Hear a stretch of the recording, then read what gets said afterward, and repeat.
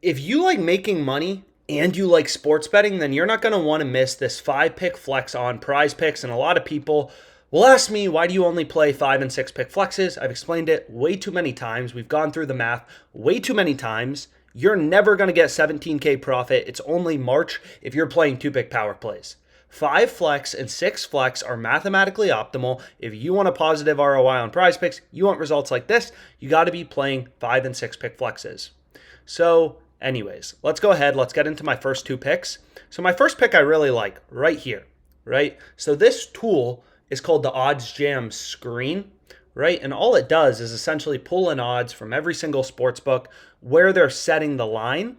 And then, you kind of like quickly scan through it and you look for discrepancies. So I'll give you an example. RJ Barrett, every sports book, PrizePicks and Underdog, they all have his line at 2.5.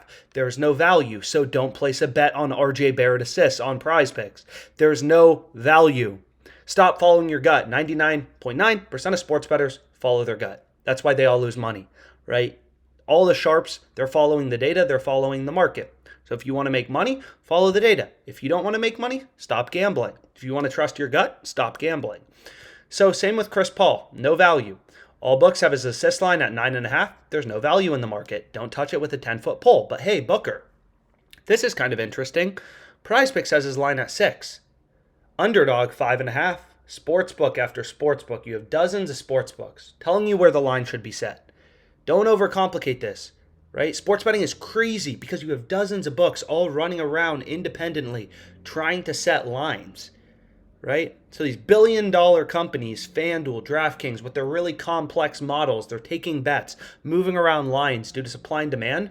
They all have Booker's line at 5.5 assists, right? And there's no juice towards the over or the under. Hey, some sports books, look at this. Some sports books even have the under favored, right? Desert Diamond has Booker under 5.5 assists favored. So does 888 Sport, right? So by every indication, PrizePicks is too high, so we want to take the under. So now we can flip over to player rebounds. So we just looked at assists. Our first play is Booker, under 6. All the books were at 5.5.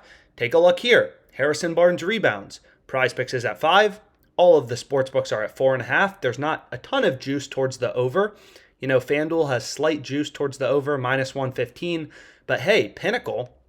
So this OddsJam column, we just copy the sports book, and you'll see that on the EV page too, right? Like this OddsJam column, we're just copying Pinnacle odds. Pinnacle is known to be like the sharpest sports book in the world. So Pinnacle, right? They have the under favored. So you kind of, as a sharp bettor, you're like looking at all these books. You're looking at all these data points telling you where the line should be set. Some books have the over slightly favored. Pinnacle, we want to put a little more weight into their odds because they're the sharpest bookmaker. They have the under favored. But long story short, all these books have the line at 4.5. PrizePicks is at 5, so we want to take the under. PrizePicks is too high. That's a market inefficiency. We want to take the under. We're day trading the sports books, taking advantage of inefficiencies. That's the second play I went with. Then, typically, so like this screen tool is really useful for comparing where books are setting the line at the same level or different levels, right? But it's a lot of manual work, right? Not actually, but the way I kind of use it is I really just scan through and I look for differences between PrizePicks and Underdog. PrizePicks and Underdog, two direct competitors, they work in basically the exact same way, right? So when they're different, typically, oftentimes there's some pretty good value. So long story short, it's like, okay, we have our second pick, but we need a couple more. So then I typically head over to the positive EV tool. And what this tool does is, again, just like the screen, it's reading in millions of odds, updating them in real time. Millions of odds are updating from all these sports books in real time. And the EV tool compares prices, right? So the EV tool won't show you where Booker's line is at 6 and all the books are at 5.5, but it compares prices when books have the line at the same level. So what you're going to see here is you select the sports books you use, and then you just want the bet in bold and highlighted in green. So you can see right here, Joel Eriksson Ek. All the sports books have his over heavily favored, around minus 140, minus 145, minus 148 on Pinnacle, the sharpest bookmaker. So you kind of like look through all these data points. Fliff has it minus 150, which recently got out of OddsJam. So you have all these data points. Billion-dollar sports books, they're moving around lines due to supply and demand.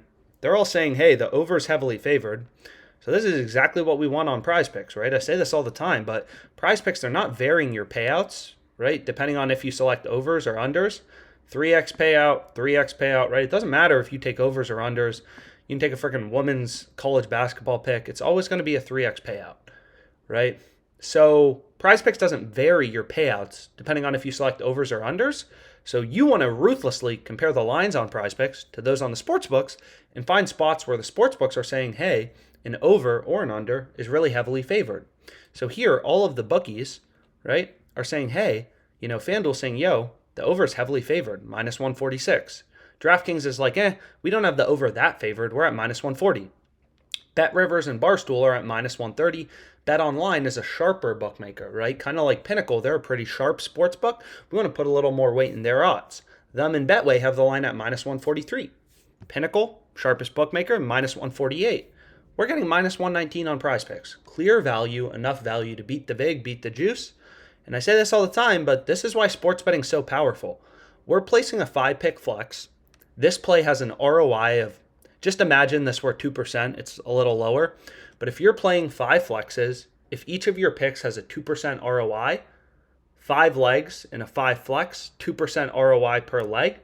So that's 2 times 5, 10% ROI total is what you're expecting on PrizePicks long term, which is kind of what you can see here on mine, right? 13.55%. You throw in some promos like Taco Tuesday, which boosts it up a bit.